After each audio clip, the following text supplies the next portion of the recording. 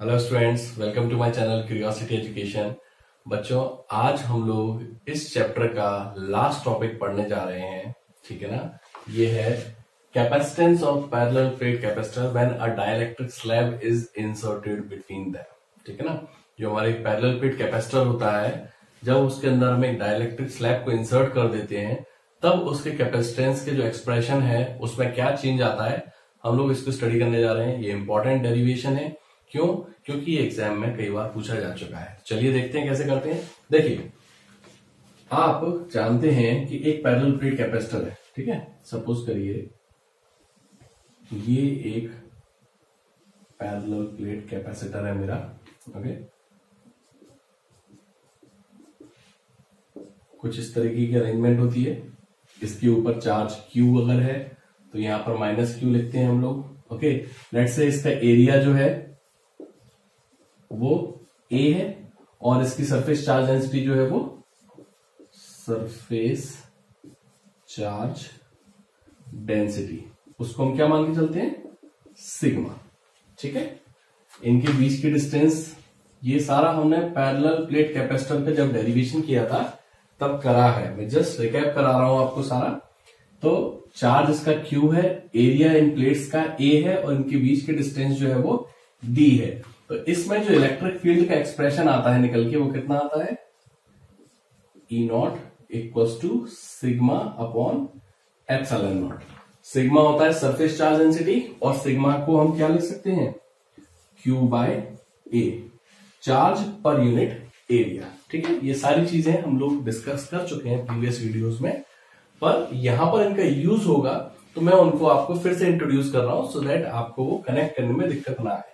तो देखिए, जब बीच में कोई डाइलेक्ट्रिक नहीं है, एयर है, वैक्यूम है, तब जो हमारा कैपेसिटेंस का फॉर्मूला निकल के आता था वो कितना आता था?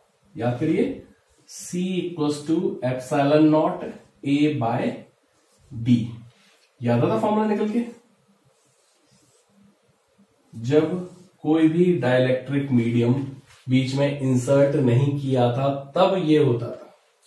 ओके, मैं इस पे काम करता हूं समझने के लिए, इसको C0 से रिप्रेजेंट कर देता हूं। C0 मतलब ओरिजिनल, है ना, कि पहले ये था। अब जो नया आएगा उसको मैं C से लिखूंगा सो दैट आप उसको कनेक्ट कर सके।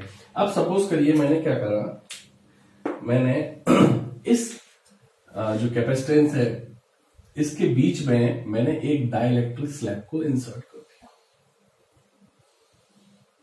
लेट्स से ये मेरी एक डाइलेक्ट्रिक स्लैब है जिसको मैंने इंसर्ट करा है, और मान लेता हूं कि इसकी थिकनेस जो है वो T है। ओके, यहां से यहां तक की जो थिकनेस है डाइलेक्ट्रिक स्लैब की वो मैंने T मानी, और यहां से यहां तक की जो डिस्टेंस है वो मैंने D मान रखी है। ओके, अब इसके बाद क्या होगा कि इसके अंदर चार्जेस जो है वो इंड्यूस होंगे, और यहां पर पॉजिटिव चार्ज आ जाएगा और यहां पर नेगेटिव चार्ज आ जाएगा। ठीक है। तो इसके जब नेगेटिव चार्ज आ जाएगा तो इसके कारण एक इलेक्ट्रिक फील्ड इधर आएगा, तो यहां पर जो नेट इलेक्ट्रिक फील्ड होगा वो होगा एक्सटर्नल इलेक्ट्रिक फील्ड माइनस अंदर जो एक पोलराइजेशन के कारण इलेक्ट्रिक फील्ड आएगा वो। ये सारी बातें भी हम डिस्कस कर चुके हैं जब हमने पोलराइजेशन पढ़ा है। इससे प्रीवियस वीडियोस में आप देखिए, जो लास्ट 2 वीडियोस है वहां पे हमने पोलराइजेशन को बहुत अच्छे से डिस्कस करा है, पूरा डिटेल में स्टडी करा है कि पोलराइजेशन क्या होता है। तो ये सारी चीजें हमने वहां पर भी डिस्कस की थी कि जिसके अंदर जो इलेक्ट्रिक फील्ड होगा वो E0 माइनस EP होगा। ओके, अब देखिए इसके अंदर ये वाला अपन ने लिख लिया था एक्सप्रेशन, तो यहां पर जो सरफेस चार्ज डेंसिटी आएगी वो सिग्मा P मानी जाएगी। ओके, ये प्लस की और ये माइनस का, यहां पर सरफेस चार्ज डेंसिटी का एक्सप्रेशन आएगा। सो नाउ अगर हम EP की वैल्यू लिखें, that will be equals to sigma P upon epsilon naught. और हम जानते हैं कि सिग्मा P जो है surface charge density due to polarisation, ये पोलराइजेशन अपॉन एप्सिलॉन नॉट के बराबर होती है। पोलराइजेशन डेंसिटी है अपॉन एप्सिलॉन नॉट, क्योंकि ये इसके बराबर हम लोग निकाल चुके हैं प्रीवियस वीडियो में कि इसके बराबर आता है। तो EP की वैल्यू तो ये हो गई।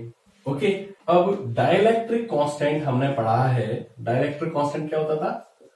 External electric field upon new electric field. ये जो आपका ओरिजिनल इलेक्ट्रिक फील्ड था अपॉन जो आपका नया इलेक्ट्रिक फील्ड आया, और उसकी वैल्यू कितनी होती थी?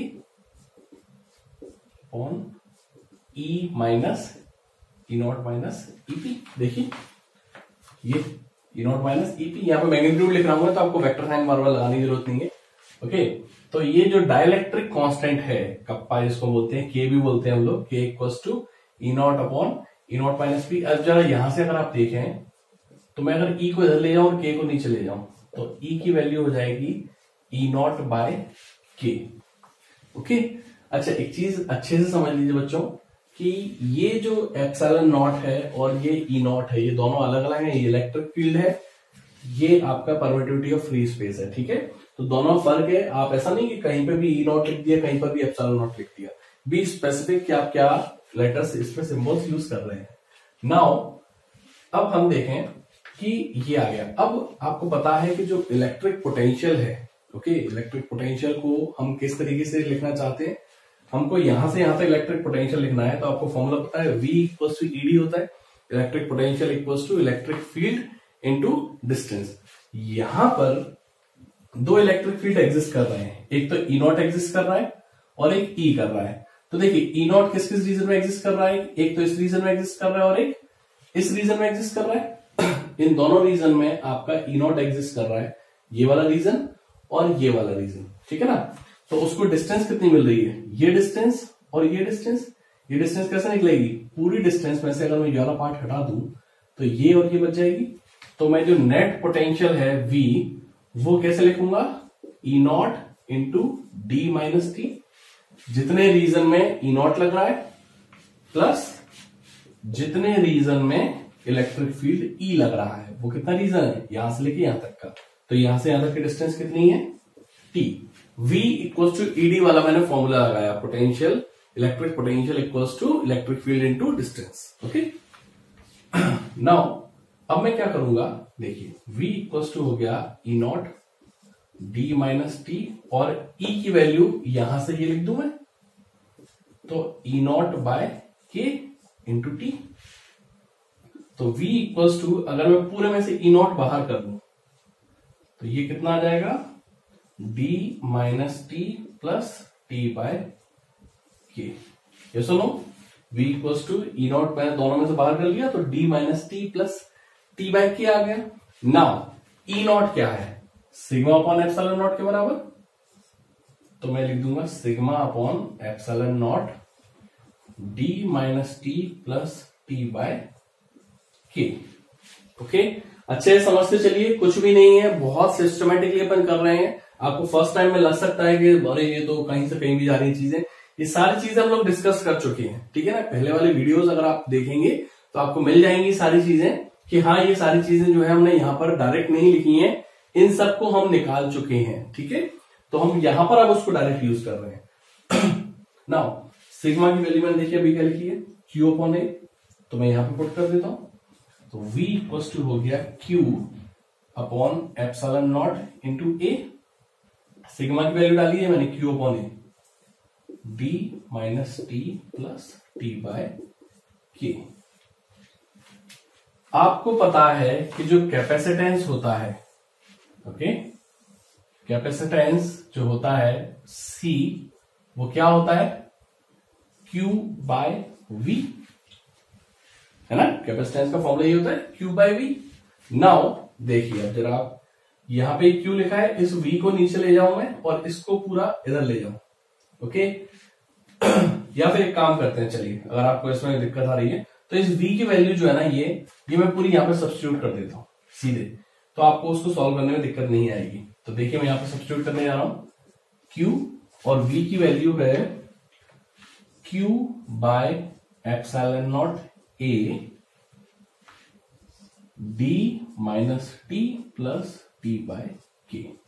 मैंने कुछ नहीं करा, मैंने इस V की वैल्यू यहां से उठा के यहां पर रख दी।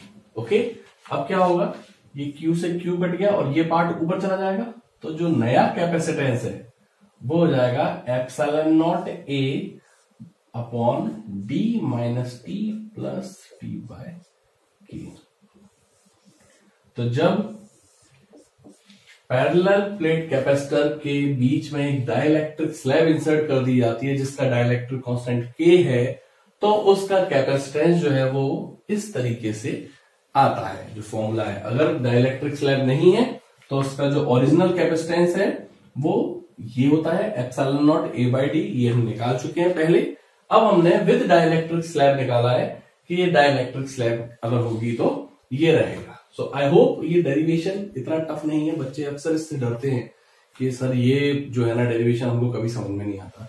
आप इसको यकीन मानिए, इसको आप सिस्टमेटिकली समझेंगे ना तो मैंने कुछ भी इसमें कोई खतरनाक मैथ्स यूज नहीं करे, बहुत बेसिक मैथमेटिक्स, बस मैंने फॉर्मूलों के साथ में खेला है। जो फॉर्मूले हमने पढ़ चुके हैं बस मैंने उनको प्रॉपरली यूज करा है। तो आप भी इसको एक बार दो बार डेरिवेशन को करिए, आपको भी बहुत इजी लगने लगेगा। इतना कुछ भी बहुत बड़ा मुद्दा इसमें नहीं है, ठीक है ना। मैं इसे थोड़ा सा और डिस्कशन करना चाहता हूं। मैं इस वाले पार्ट को मिटा रहा हूं सो दैट यहां पर मैं आपको समझा सकूं वो चीज। देखिए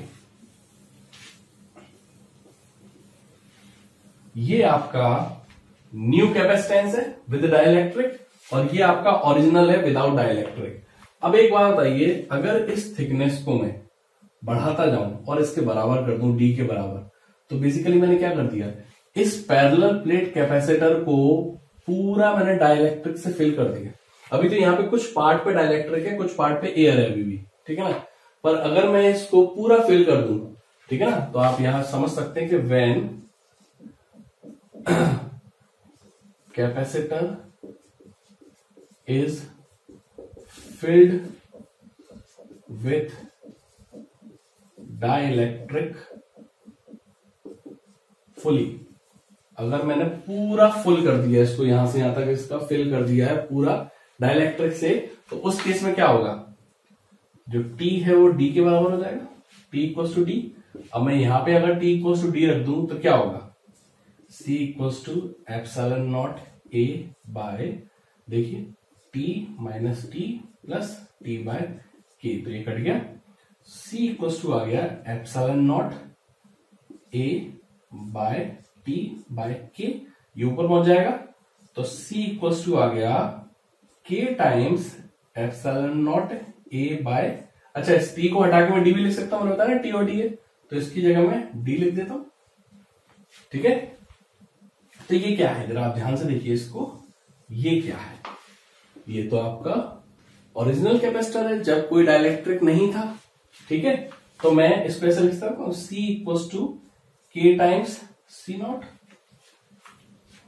जो नया डाइलेक्ट्रिक है वो ओरिजिनल वाले डाइलेक्ट्रिक्स के K टाइम्स है, K is dielectric constant, okay. तो यहां से अगर मैं K की वैल्यू निकालूं, K को लिख सकता हूं मैं, K इधर रखा है, इसको नीचे कर दिया, तो C बाय C नॉट। क्या है ये C बाय C नॉट क्या है, अब ध्यान से देखिए, मैं एक इंपॉर्टेंट डेफिनेशन देने जा रहा हूं। ये है मेरा डाई इलेक्ट्रिक कांस्टेंट, ओके। क्या मैं इसको ऐसे डिफाइन कर सकता हूं, dielectric constant is basically nothing but the ratio of capacitance in dielectric to the capacitance in air और वैक्यूम, ठीक है ना। तो basically you can say that dielectric constant is nothing but the ratio of the capacitance when the dielectric is there to the capacitance when air is there, ठीक है ना। तो dielectric constant को मैंने इस तरीके से भी डिफाइन कर दिया। इससे पहले मैं डाइलेक्ट्रिक कांस्टेंट को in terms of electric field भी डिफाइन कर चुका हूं, ठीक है। सो दिस इज इट, ये पूरा डेरिवेशन मैंने आपको बहुत सिस्टमेटिकली समझाया। पूरी कोशिश करिए कि आपको ये समझ में आए, बट स्टिल अगर आपको कहीं पर भी कोई डाउट है आप कमेंट सेक्शन में पोस्ट करिए, मैं आपको वहां पर भी समझाऊंगा कि आपकी जो भी इश्यूज है वहां पर रिजॉल्व करूंगा। And if you like this video then please like, share and subscribe to our channel, press the bell icon to get the latest notifications. Thank you.